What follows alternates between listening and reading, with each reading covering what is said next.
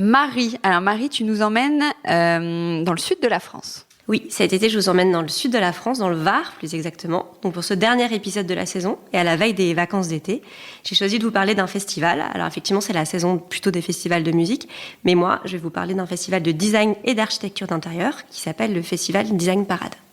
Donc effectivement, il a lieu dans le sud de la France, à Toulon et à Hyères. Il vient juste de débuter et il dure jusqu'à l'automne, donc on a le temps de s'organiser pour y aller.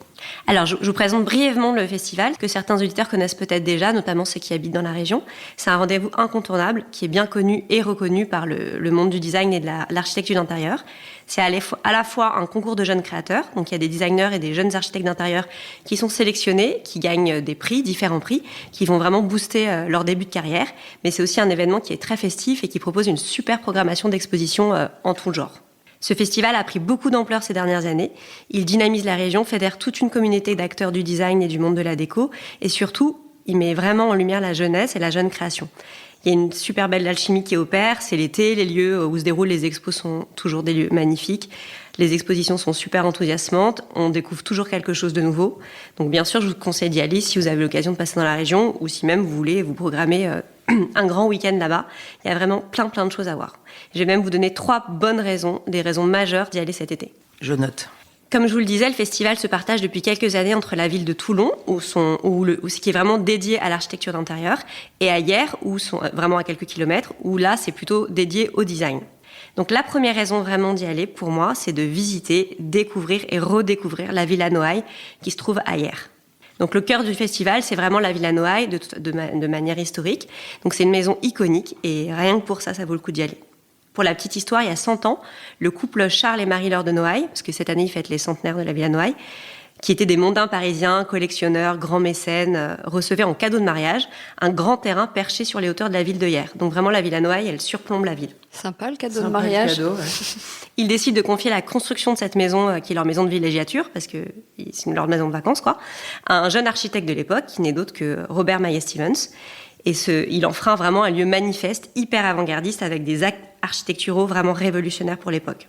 Peut-être que certains de vos auditeurs, des auditeurs on connaît cette maison, mais c'est vraiment un plaisir de déambuler dans cette maison, autant pour les proportions, les volumes.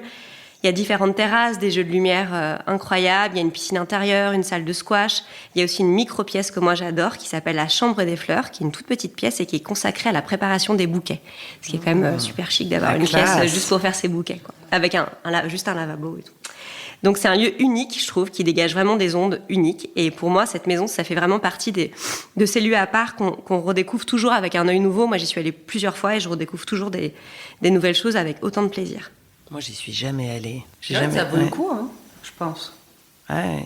Ah bah oui. T'es déjà allée, toi, Violette ? Non, mais Maillet-Stevens, ça me donne envie d'y aller. Ah, moi Non, aussi. c'est- On devrait y aller ensemble. On va enregistrer à la Villa Noailles. Ah bah si tu veux, moi j'y suis déjà allée, mais surtout en plus, Hyères, c'est une jolie ville. Très jolie ville. Ouais, c'est très beau, jolie, Hyères, hyper beau. j'adore. Ouais. Le vieux Il y a Hyères. Port-Crawl en face et tout. C'est Ouais. un Oui, mais week-end, ça quoi. c'est... Oui.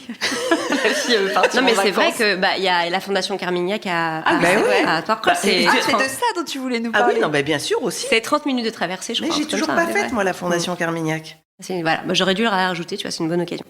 Donc c'est une maison, pour revenir à la Villa Noailles, qu'on peut visiter à d'autres moments de l'année, bien sûr. Mais là, ce qui est super dans le festival, c'est de l'avoir habitée, super vivante, et vivre au rythme, effectivement, du festival et des expositions. C'est vraiment quand même très sympa d'y aller pendant ce temps-là. Donc, dans cette Villa Noailles, là, en ce moment, pendant le festival, on peut découvrir les projets des jeunes designers qui participent au concours. Donc, c'est toujours hyper prospectif, parfois un peu déconcertant, mais ils ont une thématique et ils doivent y répondre. Mais au moins, on voit ce qu'aujourd'hui font les jeunes et comment ils réfléchissent, et c'est toujours très... Très jeune. Oui, c'est vrai. Ah, mamie. Ouais. Bah oui. Ils ont 25 ans. Donc voilà. Donc moi, je trouve ça toujours, ça donne un petit coup de fouet. Mais il y a aussi les expositions, par exemple, du président du jury. Donc cette année, c'est le designer Noé Duchaufour-Laurence qui va montrer son exposition. L'appartement de Charles et Marie-Laure de Noailles cette année est réinterprété par Pierre Jovanovic, le grand décorateur. Donc c'est assez canon. Et il y a aussi, franchement, il y a plein d'autres choses à voir dans la maison. Il y a aussi une très jolie boutique. On trouve toujours des trucs sympas à rapporter. La mission de ce lieu, donc la Villa Noailles, qui a été rachetée par la commune il y a quelque temps et transformée en centre d'art, est de perpétuer vraiment l'esprit qu'avait insufflé Charles et Marie-Laure de Noailles en faisant la promotion de la jeune création et en faisant un lieu vivant, interactif, un lieu de découverte finalement. Donc, et je trouve que le flambeau est bien repris. Je vais vous parler de ma deuxième raison d'aller au Festival Design Paris cette année. Donc là, on va aller à Toulon, où vraiment c'est le volet consacré à l'architecture d'intérieur. Et on va plonger dans l'univers de l'architecte Aline Asmar Daman, qui est donc la présidente cette année du festival. Alors, Aline Asmar Daman, elle est architecte, elle est d'origine libanaise. Elle travaille à Paris, où elle a fondé son agence Culture in Architecture. Je trouve que c'est un très bon choix pour incarner le festival cette année. Je vais vous expliquer pourquoi. Bon, d'abord parce que c'est une femme qui aime créer des ponts entre les cultures. Et le thème récurrent du festival, c'est toujours la Méditerranée. En tant que libanaise, son regard est forcément singulier et engagé, je trouve. Et là, elle propose quelque chose de très différent et qui mérite vraiment de se plonger dans son univers. Elle apporte une ouverture à un regard qui est assez singulier, je dois dire assez généreux, qui est effectivement très averti, mais qui est empreint de joie de vivre et de partage. Elle a une force narrative très particulière. Et je pense que ça peut parler à tout le monde, c'est pas forcément à des gens qui sont spécialisés en architecture d'intérieur ou en design. Je pense qu'elle a réussi à créer quelque chose de très ouvert, justement. Donc, par exemple, en tant que présidente, elle doit composer un jury qui va récompenser les jeunes architectes d'intérieur. Et donc, dans le jury, généralement, il y a des gens du milieu, etc. Et elle a composé un jury que je trouve très hétéroclite. Par exemple, dedans, il y a le pâtissier Pierre Hermé ou alors le couturier Rabi Kérouz, qui est un couturier libanais aussi. Donc, ça permet d'élargir des points de vue. C'est-à-dire que c'est pas des gens qui sont vraiment dans le milieu du design, mais qui ont un point de vue sur l'esthétisme, sur la couleur, sur les proportions. Et je trouve ça intéressant qu'ils soient là pour juger, entre guillemets, des projets, des jeunes projets. Donc, tout ça, ça a lieu dans l'ancien évêché de la ville, qui est un très joli endroit. Donc, vous pourrez découvrir son expo carte blanche à Aline Asmar Daman, qu'elle a baptisé très joliment « L'amour, la mer et les femmes ». Le fil conducteur de cette exposition, c'est la littérature, parce que c'est sa grande source d'inspiration.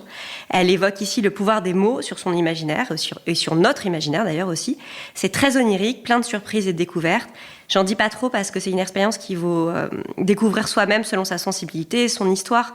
Chacun y verra vraiment des choses différentes, et ça peut peut-être faire un peu peur quand je dis qu'effectivement le fil conducteur, c'est la littérature. Mais non, parce qu'on n'est pas obligé d'être très littéraire, averti pour comprendre, au contraire. Elle sait justement ouvrir à ce genre de choses de façon très, très humble, je trouve. Donc, dans ce lieu, l'ancien évêché, donc il y a son exposition à elle, mais il y a aussi tous les projets des jeunes archis. Et là, vous serez vraiment pas déçus, parce qu'ils imaginent des scénographies incroyables, qui sont super créatives, toujours poétiques, très inspirantes. Chaque salle, parce que l'ancien évêché, c'est plein de petites salles, est investie par un jeune architecte ou un duo de jeunes architectes, comme vraiment une plongée dans un univers complètement fantasmé. Ils y vont à fond, ils donnent tout, toujours sur le thème de la Méditerranée. Et là, moi, je trouve que c'est un vrai coup de boost. Et d'ailleurs, on voit des tendances, des styles se dégager vraiment après la visite de l'ancien évêché. Attends, juste une précision. Noé Duchauffour, il est président du jury. Du design, d'accord. En fait, c'est vraiment hier le design, ouais. Toulon l'archi d'intérieur, un président pour le design qui est Noé Duchauffour-Laurent cette année, et une présidente pour l'archi d'intérieur qui est Aline Asmar Daman. La design parade, c'est tout ça. La design parade, c'est tout ça. Depuis 7 ans, parce qu'avant, c'était que le design. Mais maintenant, c'est l'archi d'intérieur. Voilà. Ça, non, mais c'est bien parce que c'était un peu confus. Ah oui, c'est vrai. Ah ouais. Pas ce que tu as dit, hein, mais d'une manière générale, le design parade, d'accord. on sait À jamais la base, trop. vraiment, l'origine, c'est le design, mais c'est vrai que ça Ouais. s'est ouvert à l'archi d'intérieur. Et l'archi d'intérieur a pris peut-être un peu le dessus, parce que c'est vrai que c'est plus accessible et c'est un peu spectaculaire. Donc voilà. Mais bon, moi, j'aime bien quand même le design. Voilà. Alors, la troisième raison d'aller à ce festival, justement, pour revenir à Porquerolles et à la Fondation Carmagnac, j'aurais dû le mettre, c'est que, effectivement, il y a la Villa Noailles, comme je vous ai dit, l'ancien évêché, c'est vraiment les deux cœurs du festival, mais il y a plein d'autres trucs à voir en marche, parce que c'est vraiment un festival qui fédère. Donc finalement, au fur et à mesure des années, tout le monde s'est greffé autour pour ouvrir des lieux éphémères, proposer des expositions, c'est très ouvert. Donc c'est vraiment un festival qui fédère une vraie dynamique créative dans la région. Donc si vous prévoyez d'y aller, par exemple, vous aurez plein de trucs à faire. Par exemple, je vous donne deux, trois endroits où aller. Il y a une exposition qui s'appelle Seconde Nature pour un design durable à l'Hôtel des Arts de Toulon, qui réunit 50 designers qui explorent des nouvelles pistes pour un design durable. Donc déjà, on peut aller voir ça aussi, ça fait pas de mal. Voilà. Il y a une exposition de Ronan Bourlec qui s'appelle Les mains à l'argile à la Galerie du Canon, toujours à Toulon. Ça aussi, donc Ronan Bourlec, designer très connu, qui propose une exposition. Il y a aussi des galeries éphémères un peu partout dans la ville de Toulon, notamment les galeries de Good Moods, qui est un site de déco et de design bien connu, qui, il y a 2 petites galeries. C'est vraiment une immersion dans l'art de vivre méditerranéen, mais vraiment très contemporain à travers deux thématiques qui sont assez jolies, je trouve. Il y a vue mer et vue jardin. Donc ça, c'est assez beau. Puis vous pouvez tout acheter et faire du repérage. Et il y a aussi une expo à Toulon du label créatif marseillais Southwest Studio, où il y a des artistes et des designers qui explorent l'imaginaire. Ouais. C'est génial. Et ben là, la nouvelle expo, ça explore l'imaginaire de la carrosserie automobile et de la fantaisie du tuning. Donc c'est assez dans l'histoire de la sculpture et des arts décoratifs. Donc tu peux y aller avec ton mec. Comment tu dis que ça s'appelle? Southwest Studio. C'est canon. Ouais. Et enfin, là, c'est canon. Oui, c'est très original. Voilà. Proche. Non, mais c'est ça qui est bien dans ce festival, c'est que tu peux voir vraiment des choses plus ça a l'air canon. Entre guillemets conventionnelles, c'est pas le mot, mais voilà, plus facile d'accès.